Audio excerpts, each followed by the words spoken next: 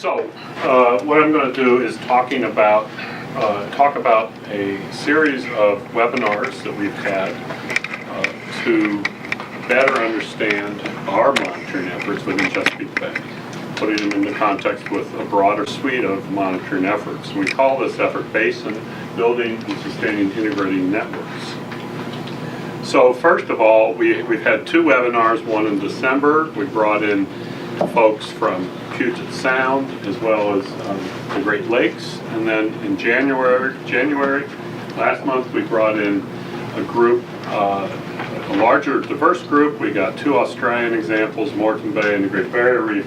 We have the Upper Mississippi, and we have a group of scientists that are coordinating. It's called MARICOOS. It's the Mid-Atlantic Regional Association Coastal Ocean Observing Systems. It's a long acronym, but it's a group of people with technological capacity that are bringing new ways forward for that. So I'd like to talk a little bit here about one of the sort of the things that help predicate what we're doing in this analysis, and that comes from the Science and Technical Advisory Committee, or STAC, and some of their monitoring concerns. And a large part of that monitoring concern has to do with the adaptive management cycle and how monitoring fits that adaptive management cycle and provides evaluation and feedback for the various efforts that are ongoing. But it's also a switch in thought process. We've talked about monitoring for attainment for our water quality goals, but the STAC is concerned that we make sure that we talk about monitoring for adaptive management and how it actively feeds into adaptive management. The other aspects that we've been that STAC has been interested in is the integration of citizen science and modern technology, and the idea that it's an opportunity to take a broad sweep of look at the monitoring and not just small tweaks, but a broad sweep.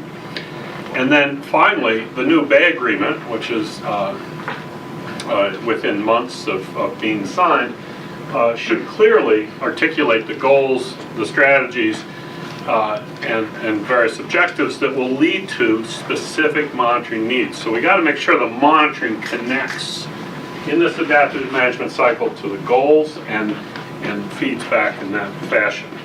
So here are the case studies that we've solicited from folks in Puget Sound and Moreton Bay, the Upper Mississippi River, the Great Lakes, the Great Barrier Reef. And I put these in sort of a scale here from left to right. The scale of these, on just a crude scale, they go from about 1/10 of the size of Chesapeake Bay to 20 times Chesapeake Bay. Chesapeake's in the middle of that spectrum. So there are some much smaller and some much larger. But we're looking across that span of scale to see what kinds of aspects that we could learn from that. And we've got 5 questions that we posed, and I'm going to go through each of these 5 questions and give you my interpretation of the summary of those results. The first question we asked each of the groups was, what are the network objectives for your monitoring network and the design? And we kind of went through our Chesapeake objectives and design. We had the water quality monitoring, the shallow water monitoring, the benthic infauna, the aquatic grasses, the fisheries, and the various plankton sampling, and sort of how we went through that. And then what we learned from the case studies is that just about everybody has similar elements of water quality and then various habitat and fisheries. And so that was a pretty common trait. There were a couple that I thought were unique enough to pull out and highlight. One was this sewage plume mapping that Simon Costanzo talked about in Moreton Bay, a methodology of using stable isotopes and then watching that shrinkage as the sewage upgrades went online of that sewage plume. And then secondly, an expanded monitoring that Great Barrier Reef is using for pressure state response. In other words, they're putting in a lot of effort in looking at what the farmers are doing on the landscape and monitoring their progress of achieving best practice.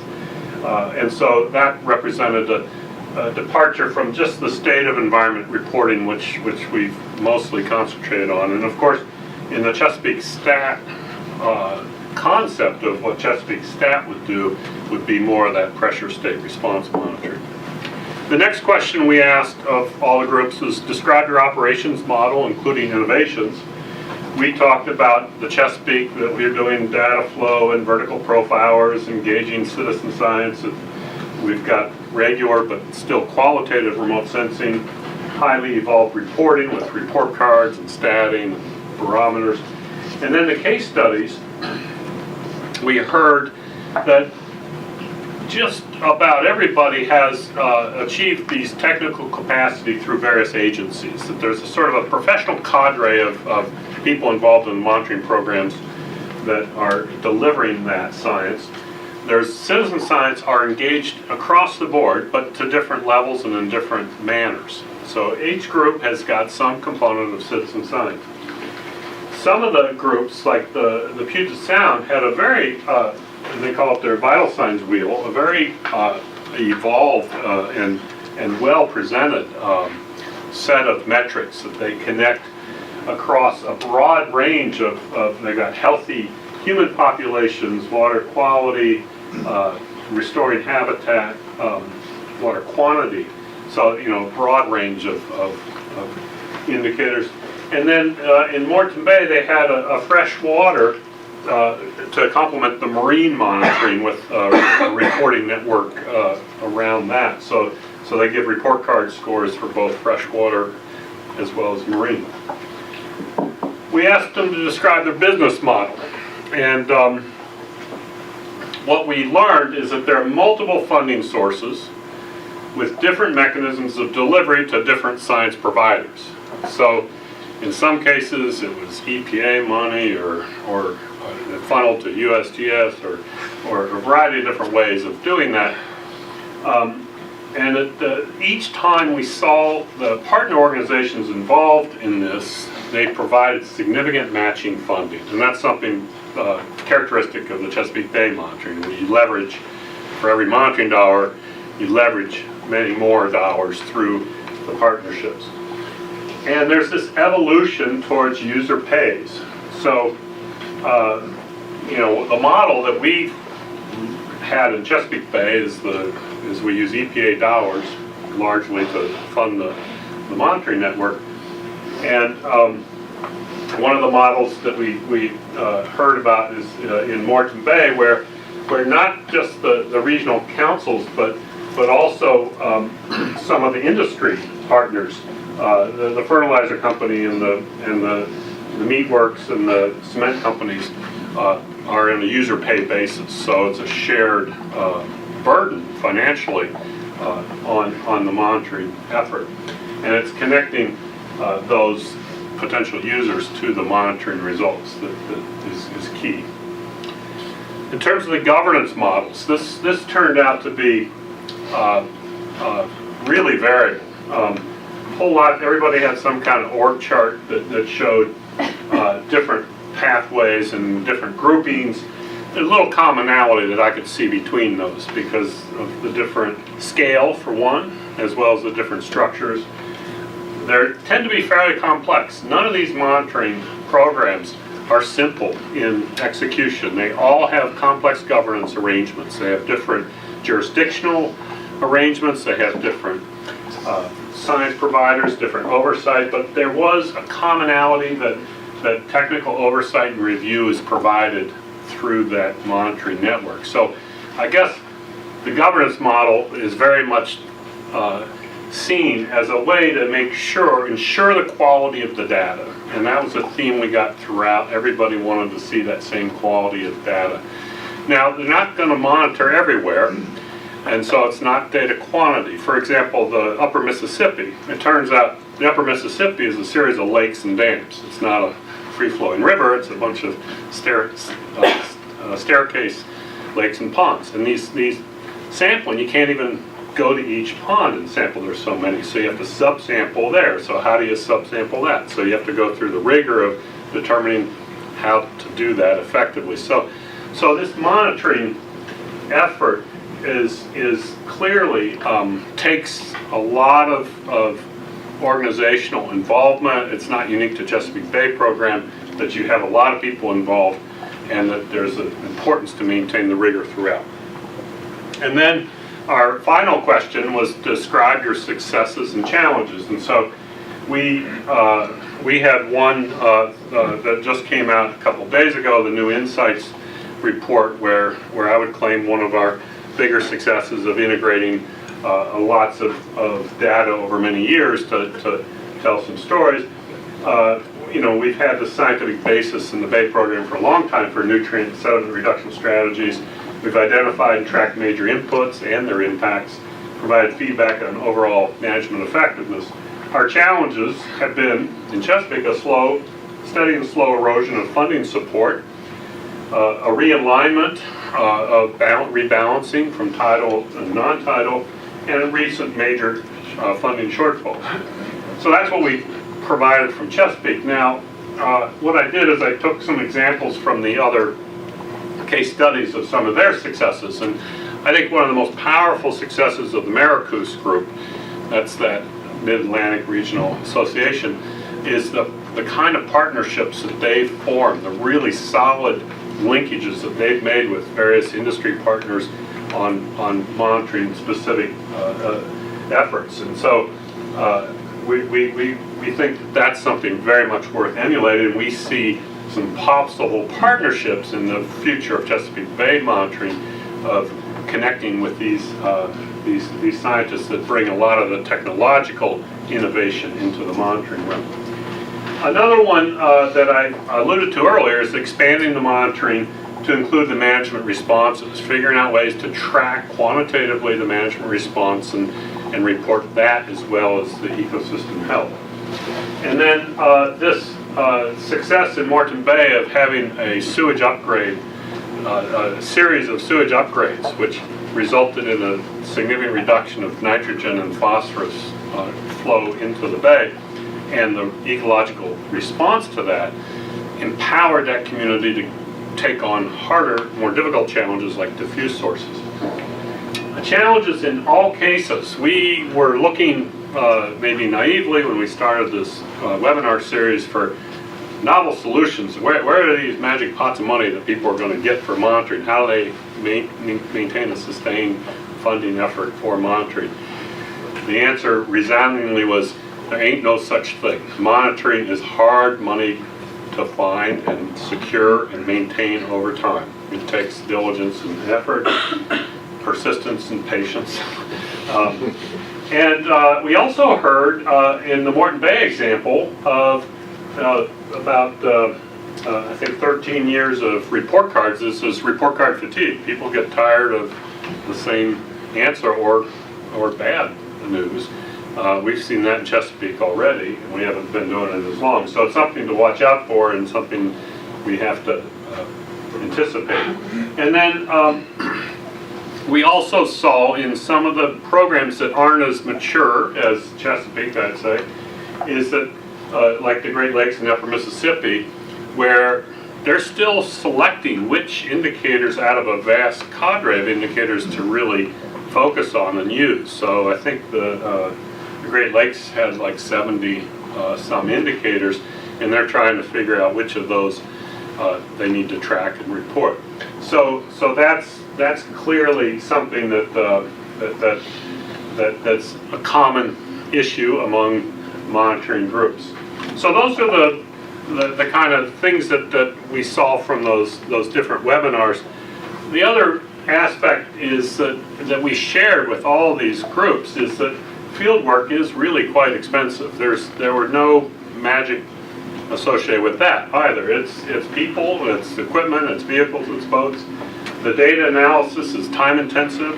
You need to develop and maintain databases and do statistical analyses, and these recurring costs are subject to inflationary pressures. So monitoring programs today are going to be challenged with constant dollars tomorrow. So we use this opportunity to kind of reflect a little bit on the Chesapeake efforts that we've had about a quarter century of good long-term monitoring, and we've been able in that time period to identify eutrophication causes and impacts, particularly the dead zone, the so-called dead zone, the hypoxia and anoxia in the bottom waters due to nutrient enrichment and phytoplankton production and decomposition. We also use the monitoring data sets to detect and explore the impacts of climate change. We've seen the bay, Chesapeake Bay is getting warmer, it's getting saltier, it's getting deeper.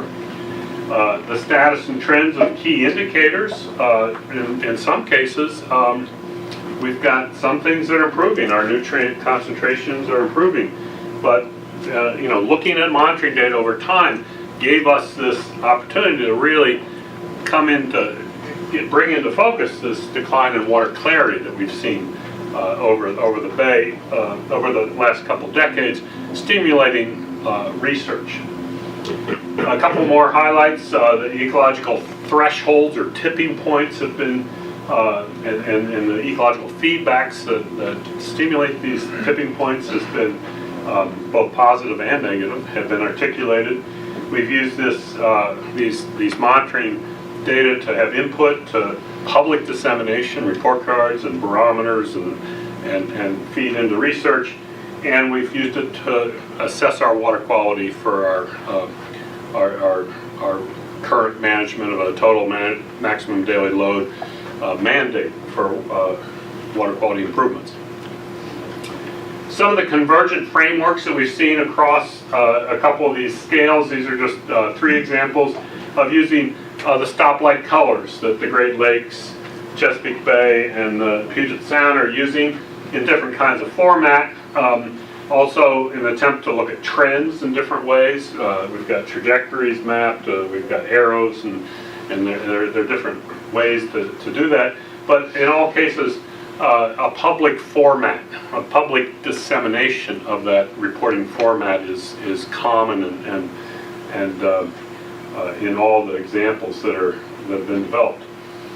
So I've got a couple things that I want to talk about. These next 3 slides talk about sort of why we think that we need to explore these monitoring efforts more fully. One is that we need this institutional monitoring to provide a skeletal backbone for any additional monitoring, like citizen science monitoring. Citizen science monitoring is great, but you need that skeletal background.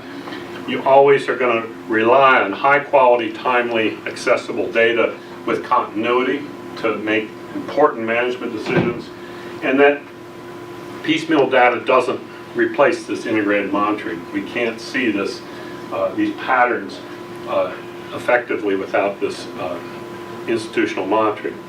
And the other part of this that we've appreciated is that adaptive monitoring is part of adaptive management. We all know about the importance of adaptive management, but monitoring has to be adaptive too. So it needs to be something that evolves, and that's one of the processes why we're initiating these webinars to rethink monitoring. Citizen science can augment, but not replace entirely the institutional monitoring. So you need the coordination, the training, the personnel turnover. Means there are always training needed. There's the quality assurance, quality control issues. You need the continuity. And there's some difficult or dangerous locations where trained people are needed.